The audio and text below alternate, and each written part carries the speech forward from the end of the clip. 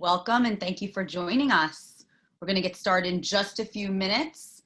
Looking forward to a conversation with parent and New York City Comptroller Scott Stringer. And we'll get started very soon. The Comptroller is going to be sitting down with Dr. Liam Lynch, Editor-in-Chief of InsideSchools.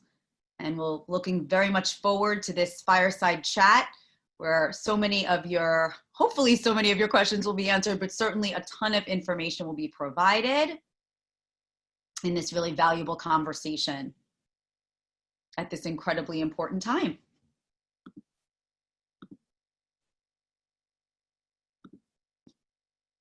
As you're joining us, I just wanted to welcome you and let you know that although you can't be seen or heard, we would love to hear from you, and you can do that through the chat function and the Q&A function. We will be taking some questions today, as many as possible in the time that we have together. So feel free to submit those questions. I also want to thank those who have submitted questions already. Again, we will try to get to as many as possible. And hopefully many of those questions will even be answered during the conversation here today.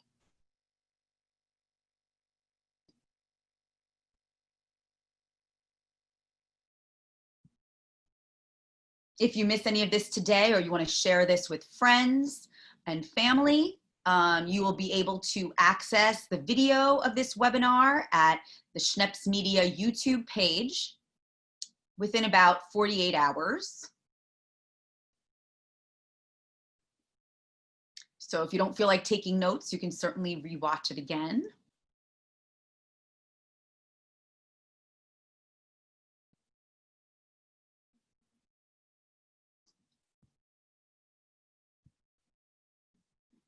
You can also learn about more upcoming webinars at schnepsmedia.com/webinars. This afternoon, we actually have another webinar on education called The Future of Your Child's Education with Dr. Kimberly Behrens. That's happening today at 3 p.m. She's a scientist, educator, and founder of Fit Learning. So you can join us for that webinar later today. Spend much of your day with us. We would love that.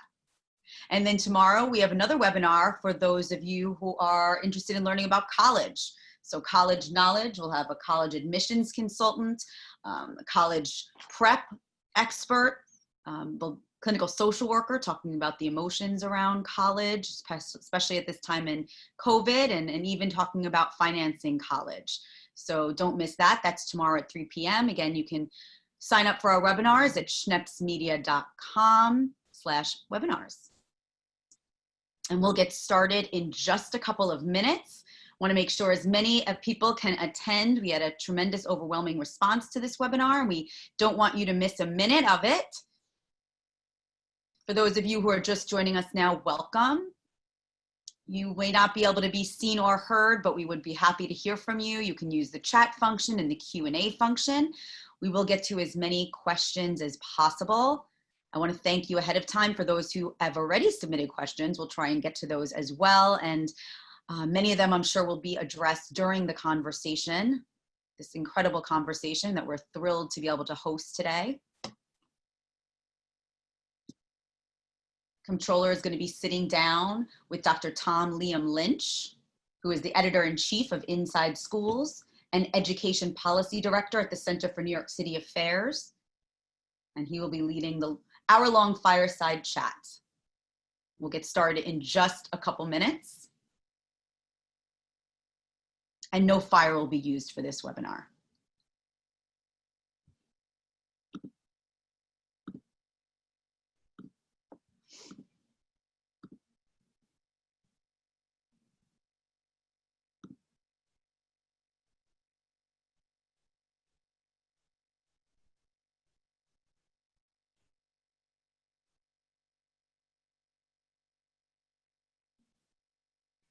Thank you for joining us today. We'll get started in just a few minutes with the webinar Schools Start in a Month, a conversation with parent and New York City Comptroller Scott Stringer.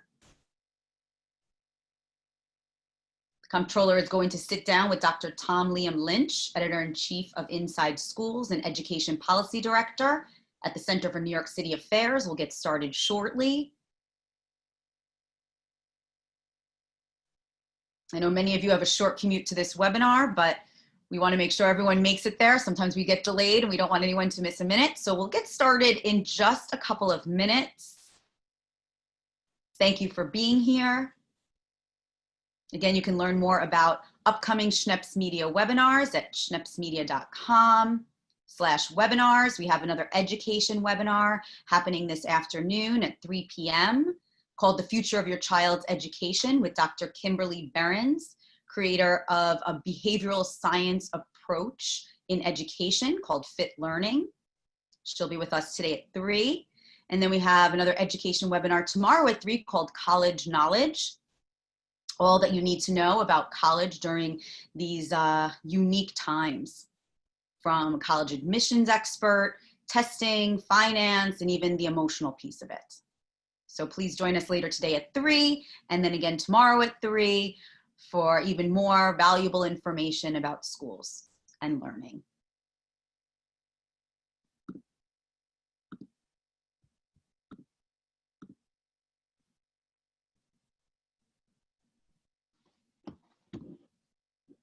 You can register for these other webinars at schnepsmedia.com/webinars. And I'm going to put that in the chat.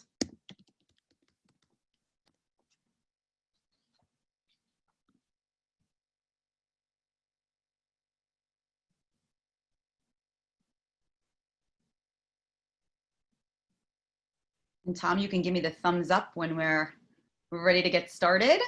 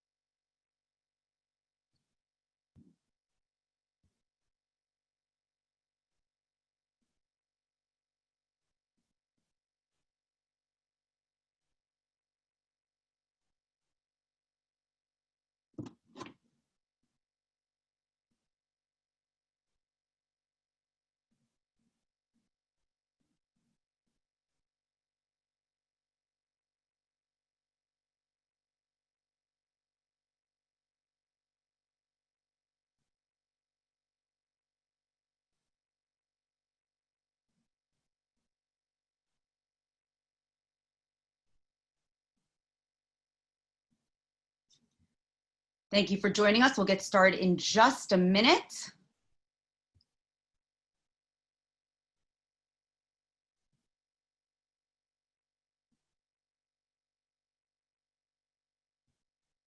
We're going to be talking with New York City Comptroller Scott Stringer in just a few minutes. Dr. Liam Lynch will be speaking with him and answering all of the things you're probably thinking.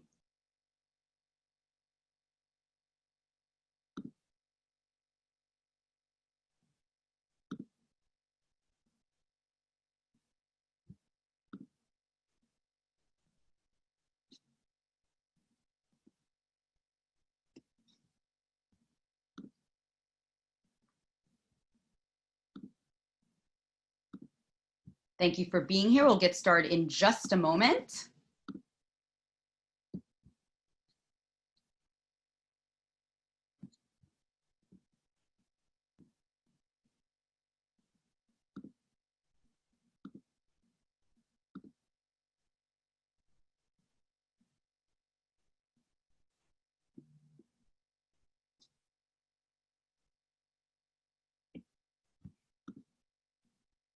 Thank you for your patience.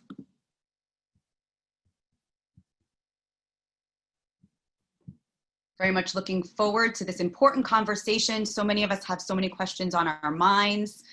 We're very lucky to have New York City Comptroller Scott Stringer with us today.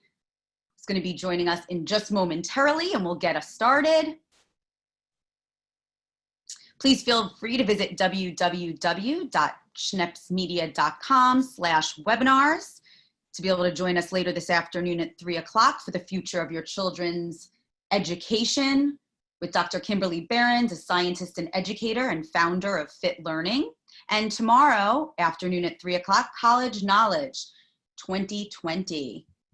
We'll be talking about all that you need to know about college.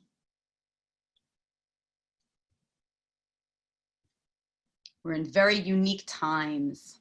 So there's a lot of experts we're bringing together to be able to help you and guide you and provide you with information.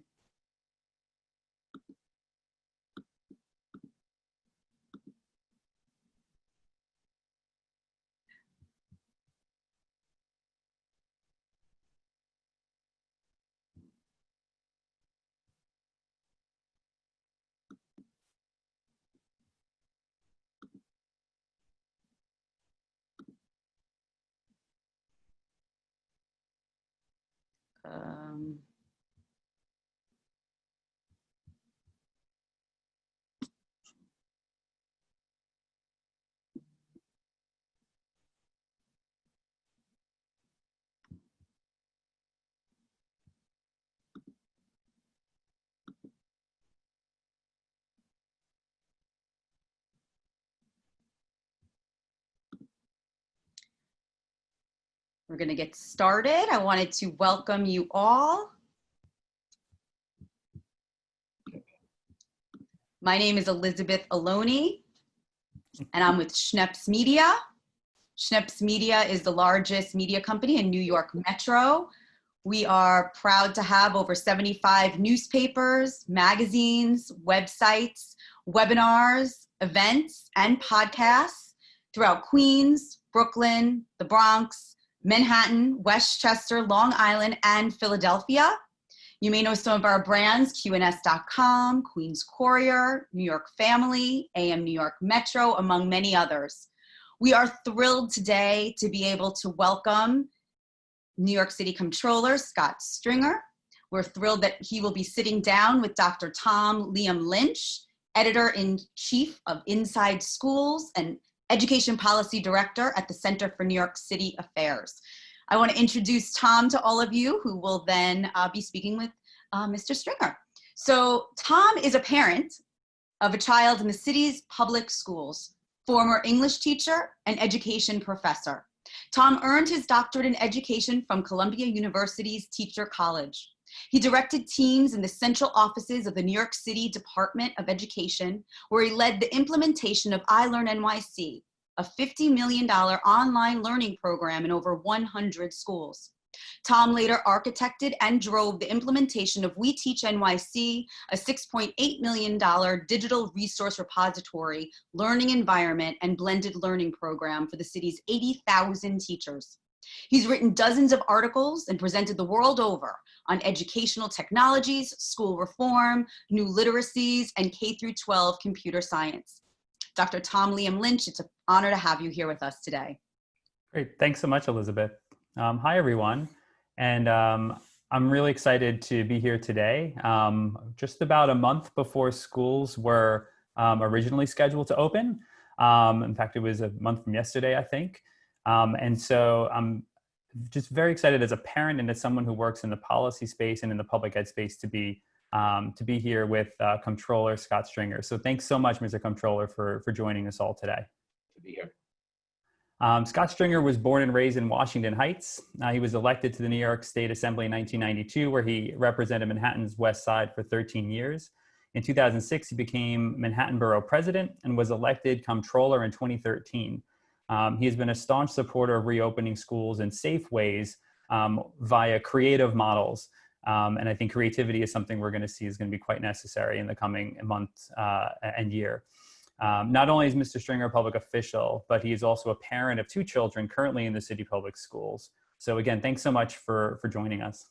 Great to be here. Thank you very much, Tom. You know, one of the things as a parent and as someone who also works on the policy side of things, one of the things that I've observed in the last few months is that sometimes conversations around the public school system and, you know, what's best for our families, our children, our teachers can sometimes result in a lot of sound bites and overly prepared remarks on panels.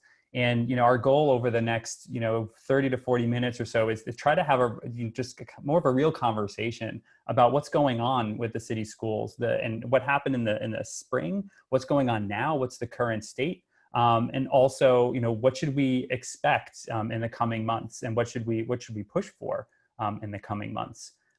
So one of the reasons why I was excited to have you on the webinar today in particular is because you wear these two really interesting hats as both a parent and also as a public official. So as we think about the way we spend our next half hour or so, I'd love to look a little bit at like your experiences as a parent, and also then your experiences as a public official. And of course, there'll be lots of ways that those intermingle. But can you tell us a little bit first just about like what was your own family's experience as the public schools went to remote learning in March? Like what kinds of effects did that have on you, at home, and how did it play out over those 3 months? Well, let me just briefly say, Tom, it really is a privilege to be on with you today. I'm very excited about having this very frank and open conversation, both as a public official, but also as a parent. And I want to just thank Elizabeth as well. Look, I'll get right into it. Remote learning was a shock to the system. It's not something I'm built for. If anyone ever thinks that they can be a teacher, they can't. Teaching is a skill, it's a profession, and it hit home for my wife and I at the beginning of the pandemic. We are two working parents that suddenly, one took the bedroom, one took the living room, and then we switched off. In the midst of all this, we had Miles, age 7, navigating first grade, Max navigating second grade. And like many parents, this was the ultimate challenge.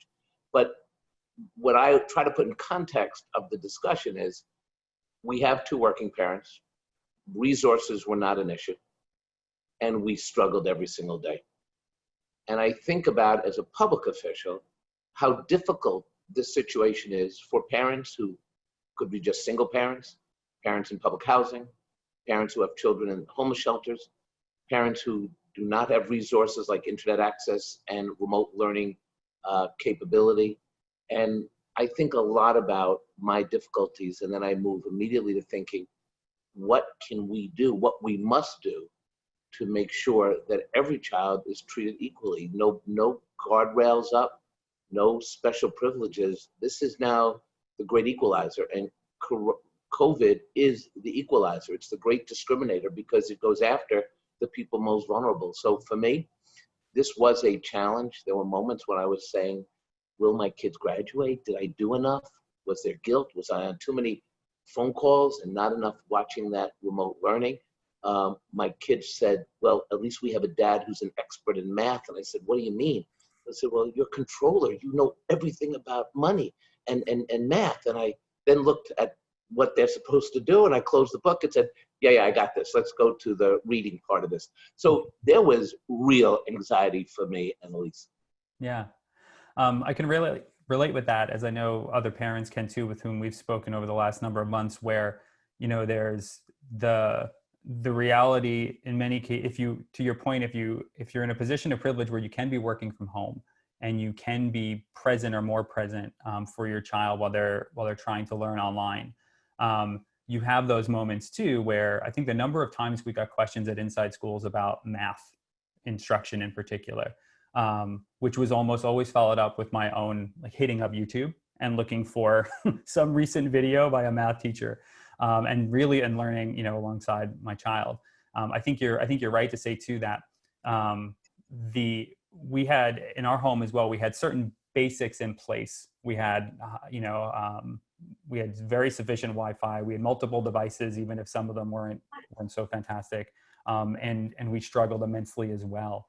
I'd be curious to know too, was there's an arc to it. I think a lot of families experienced where there was the jolt initially, like in March, and then as time went by, as schools figured out, in different ways, maybe systems that worked, or especially ways of communicating, as teachers got their bearings a bit more, the experience for my child certainly shifted a bit, and the challenges changed. Was there a particular challenge or two that either surprisingly disappeared after a certain amount of time, or surprisingly stuck? One advantage I thought the kids had was they had these two extraordinary teachers, and one teacher had both Max and now Miles. So we were pretty familiar with the teacher, She was very familiar with the kids. You know, there was a moment when, which I thought was just incredible, she scheduled a meeting with Miles just to talk to him about life and how he was doing. And I didn't want to even overhear the conversation. You know, I had lost my mother in April to COVID, and it was the first time that our kids ever realized a close relative, the grandma, had passed away in the midst of this pandemic. So they were very aware of COVID. And like, I think a lot of kids were trying to come to terms with what this meant. Suddenly, you're not in school anymore. You're at home. You're not going out. A computer is thrust at you. And it is fortunate that the teachers were able to get on and bring the kids into this new world of learning. The arc for me was, I don't know if it was an arc, it was sort of this moment of second and first grade acceptance. This was going to be how kids would be learning in this environment. Again, you know, the public work of my life is about forcing and making sure DOE is doing the right thing and the mayor is being decisive. That's not always the case. And so it was literally living in two worlds, watching what was happening with kids and other parents who we were speaking to, and then also trying to figure out, is there a better way? Is there a more intense way we can make things better for the kids? That still remains to be seen if that's going to happen. Yeah.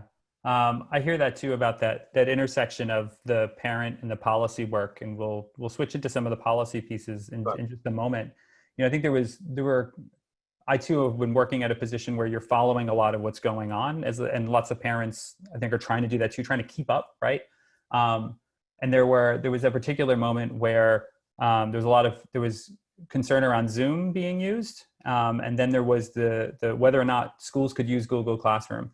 And I remember watching this very minute kind of concrete thing play out, and realizing that my son's school was trying to adapt immediately too, and not knowing, could we use it or not? And the amount of confusion and frustration that one little moment actually created, you know, in our home just for a couple of days, you realize how quickly the way in which some of the decisions are being made, the policies are being decided, disseminated, and then implemented. The ripple effect is very, very, very rapid. So maybe let's switch gears for a moment and just and talk not just about your role as a parent, but also as a public official whose job it is to really assess how well the city delivers its services and spends its resources. You know, so for those who maybe aren't sure what a comptroller does, you know, I did my own homework to get the official definition, and according to the website, the official definition is that the comptroller safeguards the city's fiscal health, roots out waste, fraud and abuse in local government, and ensures that municipal agencies serve the needs of all New Yorkers. So, you know, with that hat on now, as you looked at what happened in the spring, and then also how it continued into and built into the summer, like with that comptroller hat on, like, you know, what are some of the things that you think the city has most struggled with when it's come to responding to an unprecedented pandemic? Okay, given that oversight hat that I have, and being the city's chief financial officer and managing a $200 billion pension fund when we're not doing the auditing, one of the things that we look at is the success agencies have in meeting not just their budgetary mandates, but are they actually succeeding in their mission to help New Yorkers? The DOE mission is the most important mission. It's the mission for our children, from the most vulnerable to the kids who have more resources, but they're all our kids, and we all want them to do well. I think the DOE, look, no one saw this coming. The mayor closed down the schools too late. There was a lot of indecision within the ranks of City Hall and DOE. We are investigating that now as an audit, and so I can't comment too much about it. But we do have to understand when city government knew what was coming, what they did about it, and where we go from here. But one thing I can sort of piece together is that DOE struggled in trying to get equity into the system. The kids who do well and have parents who do well would probably succeed in some way. The children who were already struggling under this administration and under DOE continue to struggle. I've asked for data on remote learning, not to play gotcha with DOE, but because we need to know how successful remote learning was across all zip codes. You could tell your own personal stories as, middle class or privileged parents, and we can bemoan it. But I do believe that when you look deeper into public housing, when you look deeper into places where COVID hit hardest, in the Bronx and Queens, and places where public schools are not well resourced, I think we have a real issue coming into this school year. And that means DOE has to step up and become more creative, and they have to think more out of the box in terms of making sure children who come from struggling communities have resources. So for example, if our laptop breaks, I go online, I put in a credit card, I get another one. Done. I'll get two. Mm-hmm. So will you, Tom. Mm-hmm. But if one of these DOE laptops or one of these iPads don't work, how do we get that to the child the next day? Mm-hmm. How many are broken now? How many work? I've got to know all this data. I'll get it one way or another, but it would be nice to have it now as parents make decisions about what kind of learning they want their kids to have. Yeah. That's helpful. I mean, we InsideSchools and the Center for New York City Affairs put out a report back at the end of June called Learning Digitally Equitably and Well. And one of the things that we looked at there was, what happens to the city's commitment to equity when all learning goes remote.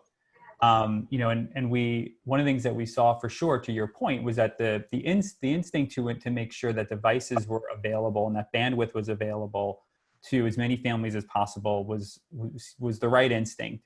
But what we also found too, and which we've said and I've said in lots of different ways too before, is that, at most though, the logistics and the operational side comprise 49% of the solution. We also have to get into the conversation as well about what does quality online learning and instruction look like. And in the spring, I don't think we, at least publicly, that never became the discourse. When I look at the questions that came in prior to today's webinar, there's a pattern of questions from parents around, how do I know my kid is learning? And how do I know they're going to have a consistent teacher? There's this thread of what does quality learning look like when it's remote or it's blended or whatever it might be. So I think there's obviously a policy side to that. And I would love to know your thoughts on that. When it comes to the other 51% of the conversation, that's my language, not necessarily yours, but it's when it comes to that other side, have you seen the DOE make progress there? Have you seen them miss opportunities to push that side of the conversation? I think they've basically been silent on issues of curriculum, drilling down some of the concerns that parents tell you. I've been Zooming. I used to do town hall meetings, but I've been Zooming around the city with parents. I was on a Zoom with Harlem parents last night, a few nights before I was with Bronx parents. And equity is about resources, and equity is about being able to understand the challenges in the language you speak. People who tell me stories about having to be frontline workers, but there's a grandmother in the house, but the grandmother doesn't speak English. So how can we communicate to the grandmother about remote learning? All of this is about fairness and equal education. And while I certainly do understand in a pandemic, you're racing out the door, but now that we have flattened the curve and we are starting to become more understanding of what's at stake for our kids, we need to push DOE to answer these questions and listen to parents. One of the reasons why, I'm excited to be on this Zoom today is because I'm going to learn a whole lot from what you're talking about. We go back and say, okay, what are the questions we asked City Hall? What are the questions we asked the Department of Education? But curriculum and safety, I know we'll get into. All of these questions have to be answered before parents will make the final decision to go to school. Just because we have people who are in now, if questions are not answered in a couple of weeks, people can kick back to remote learning. And we just saw that there's a slight uptick in cases this morning. So this is not going to be settled in the next couple of weeks. This is still, in my view, a work in progress, a serious work in progress. Sure. I guess a little bit of with the parent and public official hat on, so maybe swapping a bit. You know, I'm curious, as the city started to communicate this summer around the models that families were to choose from or to understand. They disseminated them to the schools, and then principals, I think, mostly reached out to their school communities and tried to explain what the different blended learning models might be, what it could mean in terms of, you know, what things look like in the fall. Can you give us a little insight into like what were some of the conversations that you were having perhaps explicitly with your family? And then what were some of those conversations you were either implicitly having with your staff or thinking about with the public official hat on? Look, first and foremost, I think we need a more bold, creative approach to this crisis, the crisis of public education for our children. And again, it's a pandemic and you got to get your sea legs. But I am really surprised that the Department of Education did not really trying to reimagine the education system throughout the city in a number of different ways. First and foremost, we could talk about cleaning inside the classrooms to make them safe. But here's something that people should realize. If you are outside, outdoor dining with a mask on, it's unlikely you're going to get the coronavirus. It's probably the safest place you could be is outside in these months.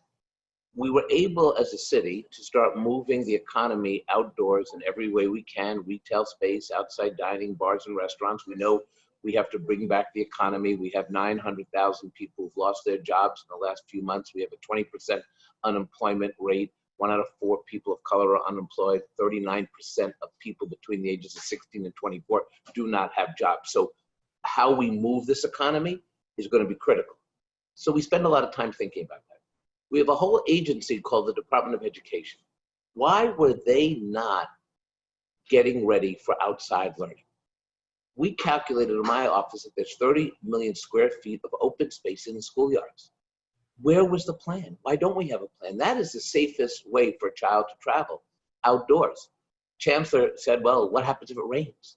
I counter, well, what happens when it snows? So you close school, there are snow days, you have rain days. But we could accommodate, by my estimation, 75% of our kids outdoors in the safest environment possible. Second, we need to have real information about safety within the schools. Before we get to curriculum, we've got to make sure that parents with pre-existing health conditions don't get sick. We've already seen children losing grandparents and parents. We don't want to see that anymore. There's real emotional impact, as we can imagine. My kids have had to deal with that. So why aren't we guaranteeing a nurse in every school? And what about the update on ventilation? And why aren't we aligning the city's priorities with the teachers who are literally risking their lives, taking care of our kids, and teachers die? So there's a lot that goes into this that the DOE is not stepping up about. And these are the questions that we've been focusing on in my office. Outdoor learning, safety first, safety second, safety third. And of course, we want our kids to learn. We want them to graduate. I will be very honored if, you know, that my 3rd grader becomes a 4th grader. That's the thing, that's the dreams that we elementary school parents have in life. Sure. You know, I have also, I have some of the chat coming up on my side. So when I'm looking over this way for everyone, there's a little bit of like monitoring there too. You know, and I think there's some interesting questions too coming up just related to what you're saying. You know, so I think one of them, for example, is just around, from Anne Marie, is just asking around like essentially how does the money work for some of this? So if the idea, for example, of doing outdoor learning and it would require tents, and we have restaurants in my neighborhood who they've built like a deck into parking spots. They have like tents. So obviously there's resources needed to do that. Is that the rub there? Like, is it just that the money's not available and so it's closing down creative thinking? Or, you know, is it like, so I guess the money part is part of it. Like, where does the money come from? And then second, like, what are some of the other barriers to those kinds of creative solutions? Well, money is absolutely a key factor. I'm not going to minimize that. If you're going to reduce class size to 10 or 12, well, just do the math.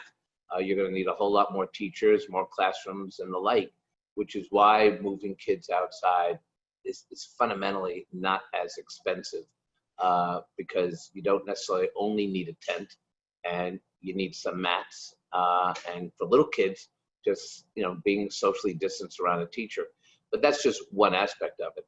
Right now, we are fighting in Washington for the federal stimulus package that would include money for education as well as state and local aid. I think we're all following the news in a horrifying way that we don't yet have that stimulus for education. Randy Weingart, the head of the teachers union, says, and she's right, that nationally it's going to cost trillions to reimagine the schools in a safe way. We now see kids in the West and other states getting COVID, over 100,000 children. So this is not a game, and we need money for science and medicine and socially distancing and all the PPP equipment that keep teachers and kids safe. So money is an issue. So right now, all hands on deck. We need Schumer and Gillibrand and all of our elected officials. The governor has made the case. We have got to get a real stimulus package out of Washington. As controller, this is what I think about every day. The first thing I do is I wake up and I tell me what happened in Washington, what's going on. And our congressional delegation is on that. But look, we do have resources in the school system. We have to realize, as I've tried to point out to the DOE and City Hall, that you didn't save enough in the good times, so we don't have the savings that we need. But what we can do is root out agency efficiencies, waste, fraud, look to comb through resources to redirect from the bureaucracy into the classroom. That is going to be the way we're going to be able to get the kids the safety resources they need, the equipment they need. One of the things we were able to do quickly, and Gail Brewer was on this as well, was to amend Directive 10, which is under my purview, where we said, look, let's not waste time. We got to close the schools, but let's direct for the first time the ability for the DOE to give those laptops to kids. That wasn't allowed before I amended Directive 10. That was the first recognition that things would be different. And now we have to make sure that we allocate resources to build up remote and make safety provisions in the school. Federal help is critical, but also managing our money better in the DOE and in the city is now paramount. We actually have to govern now. We can't just throw money at things and hope it sticks. Yeah, that resonates. I mean, I think, as I'm looking at some of the chat questions that come in too, I think there are some compliments to what you're saying, and some, I think, some other some other angles as well. Like, so, from the attendee MD is raising the question around about 100% remote learning, and wouldn't that be the safest actual option, right? If it's about safety first, and we've seen this in other major cities throughout the United States already, where they say, let's put the schools 100% online. And I think that there's the counterpoint to that, for those who have been following the conversation. The counterpoint tends to be that, especially around childcare, and it's not reducing in my view, that doesn't reduce the complexity of what happens in schools to just childcare. It's acknowledging the reality that for many families, knowing that their child is being cared for and in a safe space to start the day is an important precursor to anything else that they can do in their lives in terms of work and so on. But it does strike me that the 100% remote option is, we're hearing lots of voices starting to call for that, even from within the UFT, in one of their Moore caucus. We're hearing teachers in informal ways speak to that. Wouldn't that be the safest thing to do? And have you heard compelling reasons why that's not a realistic option? So let's look at, I try to look at the whole picture. So yeah, obviously, remote learning or it is a sense of safety for kids, because that's the ultimate social distancing. But look, we have a lot of parents who are real heroes in this COVID fight. They're nurses, they're doctors, they're assistants, they're in hospitals, they're EMS workers, they're police officers, firefighters. These are the delivery workers who you're never going to meet, but they have a mask on and they drop off food to you, and you can't even say thank you. And they have children, and they're working. They're up at 5 a.m. They're not sleeping late. They got to go out and make a living, and they're also saving and helping so many of our people. So we need to have a place for the children who absolutely have to be in school in the safest way possible. The rec centers were a pretty good success, I would say. I think an excellent success. So my position is walk and chew gum at the same time. let's prepare on all different levels. That's what government has to do. Let's prepare for an updated 2.0 remote learning capacity that makes sure that all kids of every background has an equal opportunity to succeed. Let's not decide where we are in terms of in-classroom learning because of the need for parents to get school lunches, other services. So much goes into it. And also, let's go for it. Let's take a look at our schoolyards and our parks. And it doesn't take a tent. It takes a teacher and some books. And let's get these kids outside while they can be outside. You know, in 1918, if you look at the pictures, there were kids outdoor learning in the midst of the 1918 pandemic because science, even back then, recognized that being out in the open air was the safest place for children. And I think we should have a plan for that. One last thing, this virus is complicated. And look, the good news is, and I'm hopeful, we've got a lot of strong vaccine candidates. It's real. A lot of them are in the third stage. We could see action on this at the end of the year, the beginning of the year.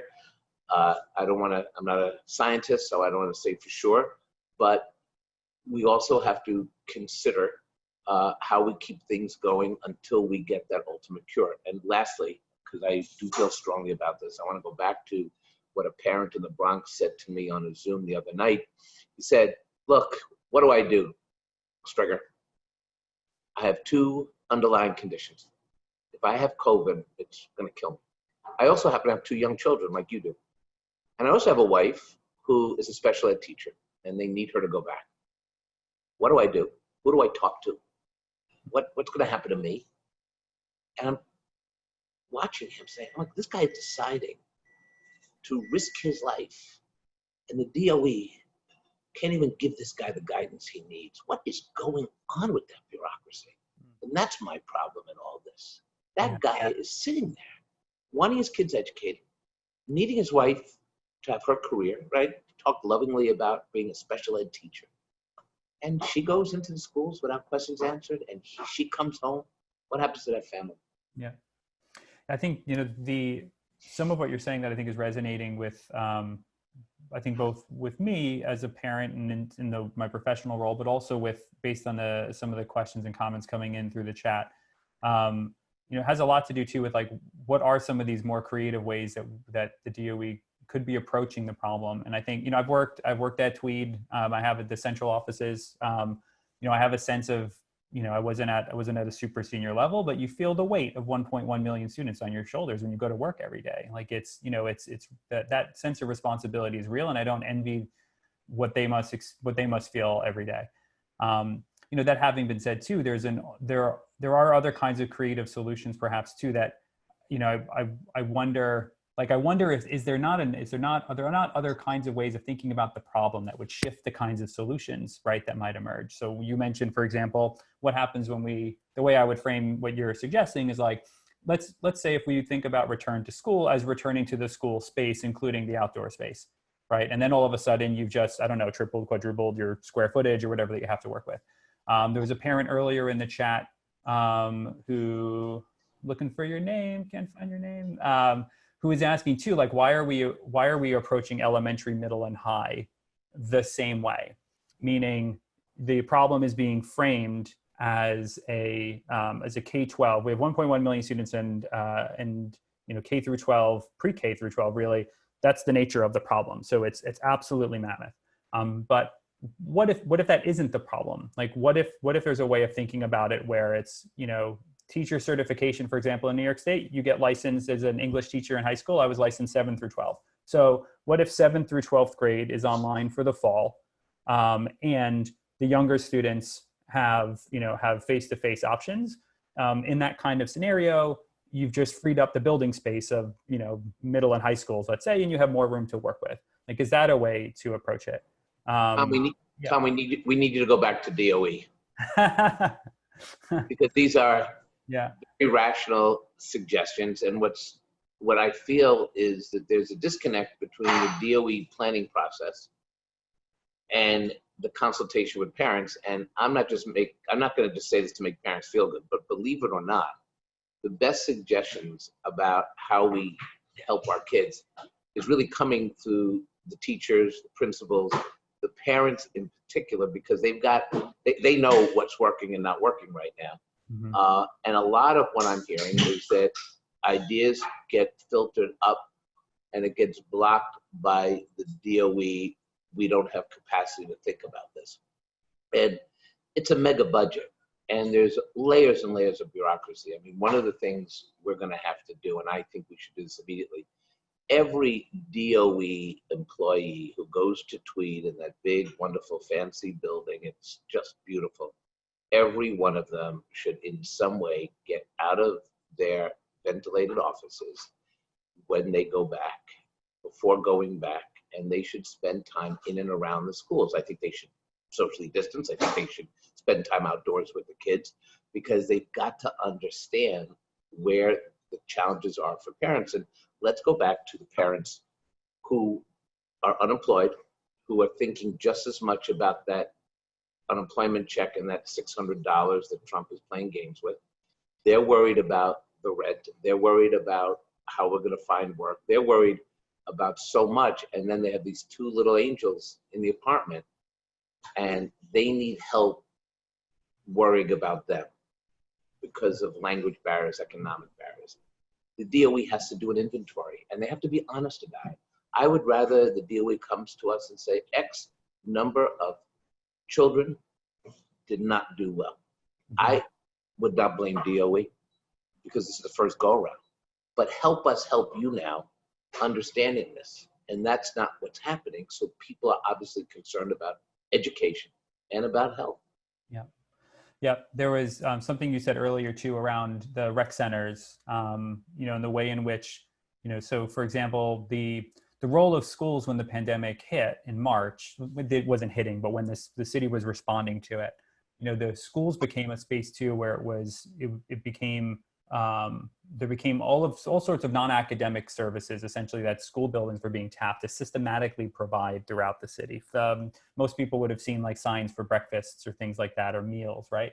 You know, it strikes me that the way that we are currently looking at the challenge is conflating the academics with the non-academic or the social services provided, right? So that, you know, for example, if you treat the reopening of schools as a purely academic question, then it immediately means 75,000 teachers have to go back or not. It means that, you know, for those who are unfamiliar with it, like principals and teachers in the city, they use something called the Danielson Framework for Effective Teaching that's used to evaluate the effectiveness of teachers. That instrument is used for face-to-face instruction, right? So that what it means to talk about practice and all of this has to be like figured out if you're going back for academic purposes to physical schools.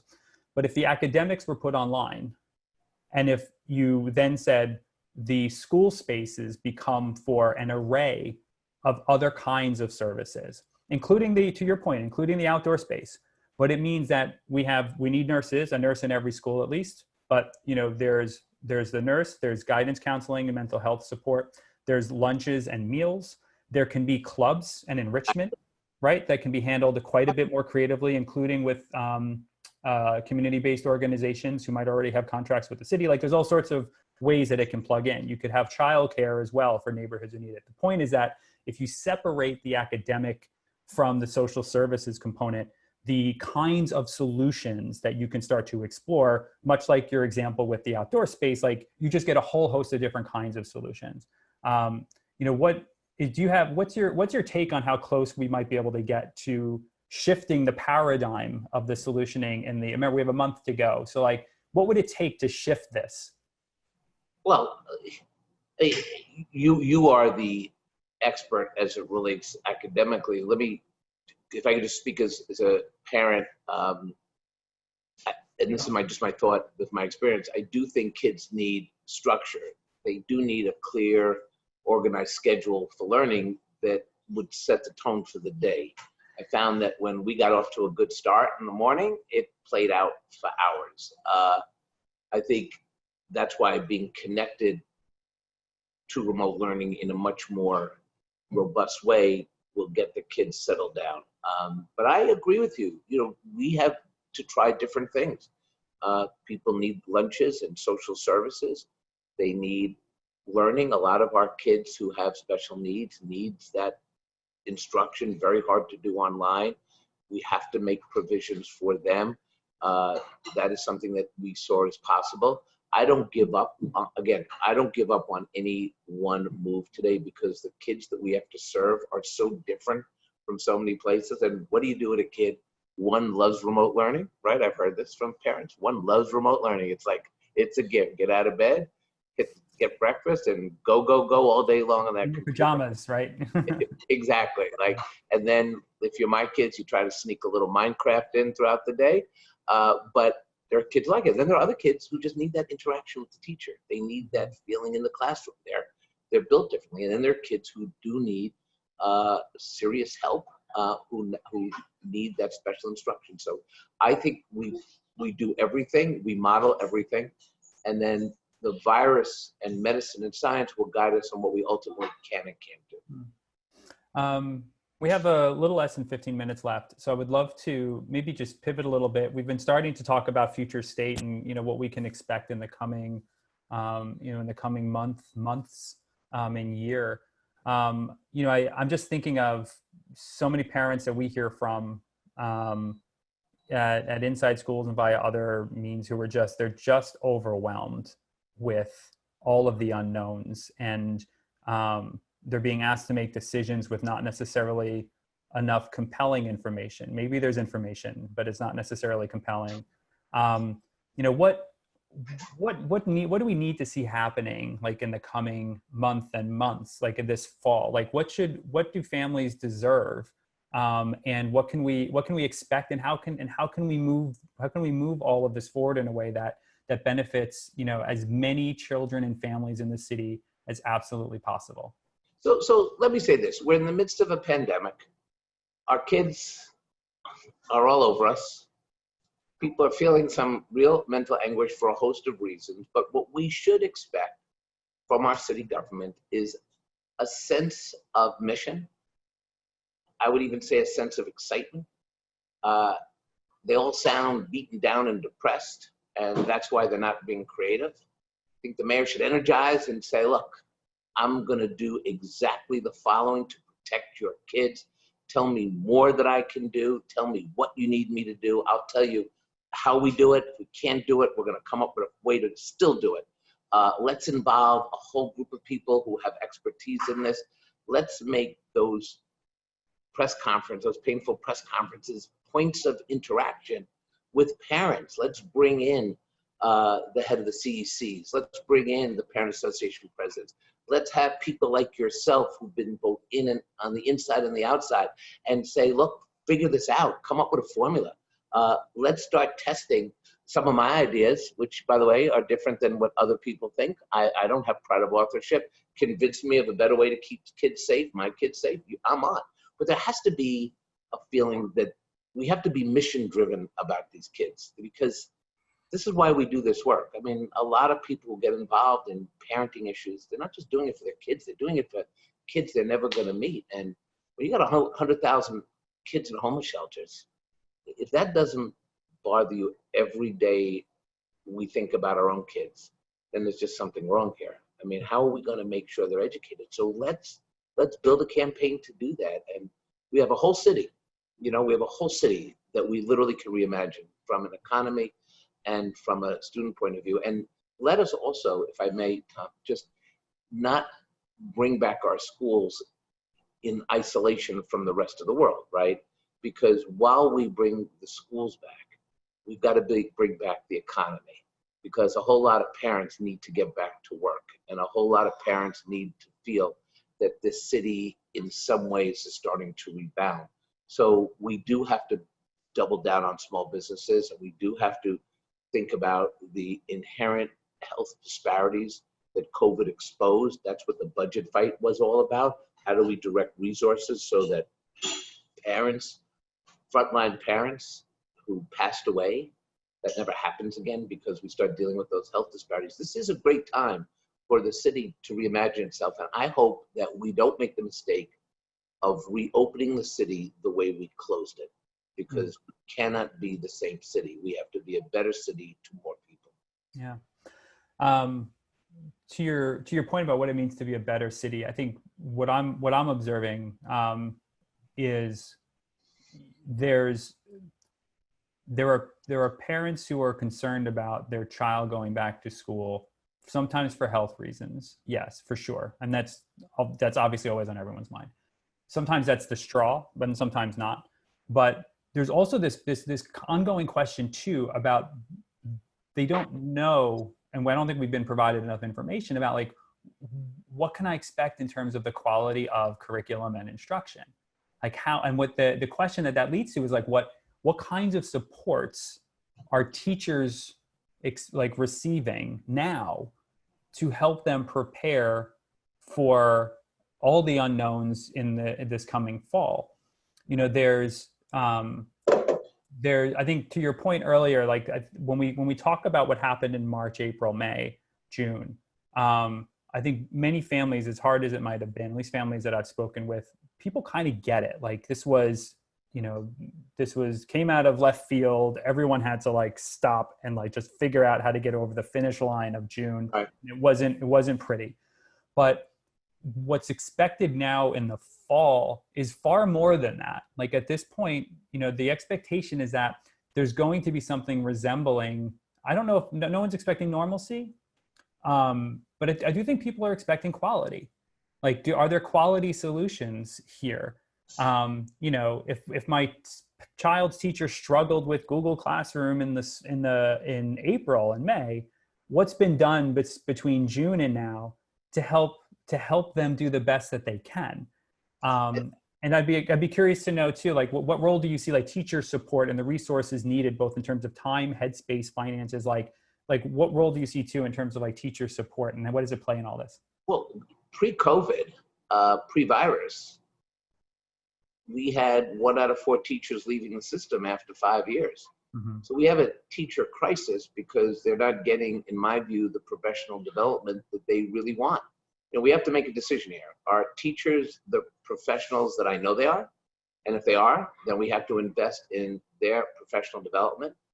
That's why this is such a pivotal moment, because the challenges facing at the education system right now, as it relates to teaching, is going to define the city for a generation to come. So I certainly agree with you. This is the moment. And when a lot of people have said, what about teacher training, teacher development? How do we create more in-room experiences for new teachers so they feel connected?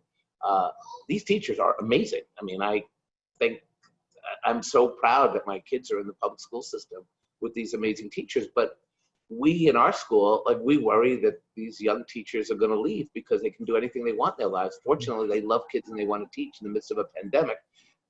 They do need help with development. So this is an opportunity now to develop a teaching curriculum, it seems to me, that is going to meet this challenge right now. And when you say, well, how can we assure that that's actually happening?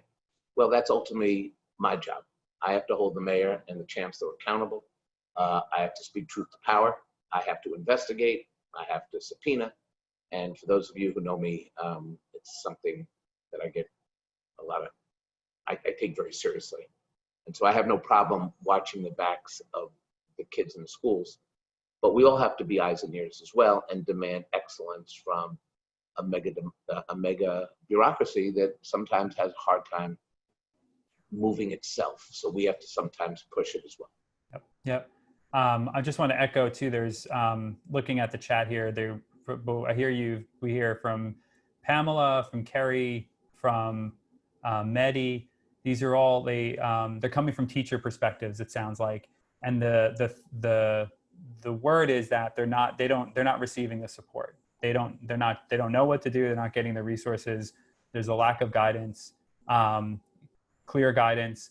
And I think, with the roles that I've played in the system over time, I think that's one of the places where there needs to be rapid progress in terms of the kinds of solutions that are being provided to these teachers. Because to be fair too, I think it sounds like, based on your children's experience, certainly my child's experience, he has some phenomenal teachers in his life. I've also been in many of the city's schools working as an instructional coach and in all sorts of other roles where you've got new teachers who are just struggling or don't have the guidance and support that they need. And I think if there's something I would hope that happens in the next month, it's that we see real instructional leadership come out of the Department of Education with very tailored, specific resources that can support teachers in navigating the coming months. Well, Tom, you've actually given me a lot to think about, and I think we are in my office. My takeaway today of what you're saying is that we really do have to drill down in instruction and teachers. There was a great op-ed by the head of the UFT, Michael Mulgrew, pretty early on, outlining a rational, smart plan to open the schools. And I said, wow, why is the head of the UFT doing this? He's got to be in the room, but where's the chancellor? That op-ed was signed by the wrong person. And teachers do need to know what that investment for them is going to be. Look, to be personal, Ms. Kay and Ms. O'Neill, the teachers that I observe, they love their kids. And it's amazing because they only have the kids for a year. And then they love another set of kids. And then they teach these kids over and over. And every year is different and every year is exciting. I think one of the things we've learned as parents, that the more parents and teachers align together, working with a strong principal, we really can do this. We can imagine education. I think the DOE problem, getting back to the question of resources, the problem with the DOE is they are so bureaucracy based. A chancellor comes in, they bring their own bureaucracy. Chancellor leaves, doesn't take their bureaucracy with them. Another chancellor comes in, brings in their bureaucracy. So now you have multiple chancellors with multiple bureaucracy. And then what gets lost is that drill down, holding to accountability and managing the bureaucracy. And I think what we've seen in the city and a number of different agencies is the bureaucracy has just gotten away from the city government. And we can't let that happen in the DOE. We have to go and make sure that we rein that in so we can build capacity. It's always about, you're only as good as the capacity you can build, right? So whether it's a small business that understands that you got to have internet capacity that expands your business model, it's true with elected official offices. You have to build a foundation to do the big things you want to do. And if you don't build that foundation, then you're stuck with your original model. I think that's what's happening to a certain extent. We don't have capacity to make these quick changes. And now we're going to have to do that very fast. Yep. So let me just say there's a bunch of questions. We're almost out of time, but for parents or family members who have questions about what their school's going to be doing or whether their children will have the teachers they expect, how the models are going to play out, all of those kinds of things, you should know that the DOE they do have a parent communication page. You can Google DOE NYC, like parent message, and it'll come up. They also, going to your child's school, like reach out to the principal or the parent coordinator in these times. That's what we've seen parents have most success with, because principals are very much on their own in figuring out a lot of this. And so if you want accurate information and you haven't reached out to your child's school principal, do. The coming months are going to be really challenging for New York City families. And my hope is that conversations like this one today help offer some insights and perspective. I also want to just plug for InsideSchools to say that we're going to stand up a community for New York City families at the end of this month, early September, including an free online course for New York City families to help them manage remote and blended learning. So we're trying to create spaces for where families can exchange information, where the conversation can be useful and civil and helpful. And we're trying to do that in response to what we see as a quickly growing need. So we'll be sharing more about that in the coming weeks. You can visit InsideSchools and sign up for more information in our Facebook page, etc. Comptroller Stringer, thank you so much for engaging this afternoon and for taking the time to connect today. I appreciate it. Thank you very much. It's been a pleasure. Thank you so much, Comptroller Stringer. Thank you so much, Dr. Liam Lynch. It's been really informative and valuable to have both of you here. Thank you to all of the attendees who joined us today and for your thoughtful and meaningful questions. And thank you to NewYorkFamily.com for also hosting, and Schnips Media. And we thank you all for spending the few moments with us today. And we wish you all safety and good health and great education. Thank you. Have a great day. Bye-bye. Bye-bye.